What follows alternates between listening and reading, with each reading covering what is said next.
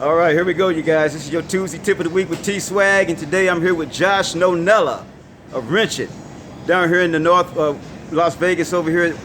You know what, you guys? I'm gonna let Josh get on. Come over here, Josh, with me right quick. Why don't you tell the people why they would want to bring their car down to Wrench It? I want to bring it to us because we're honest, we're fair on prices, and we'll get you in and out as soon as possible.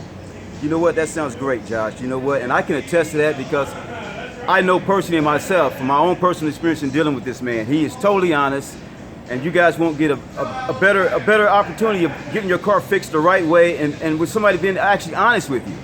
So that's what's really important. So I'm going to post this, and y'all chime in. I'm going to put all the information here.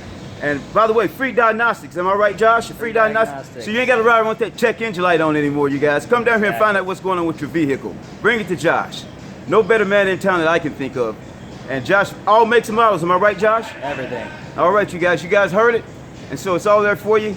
So come check out my man, Josh. That's your Tuesday tip of the week with T-Swag.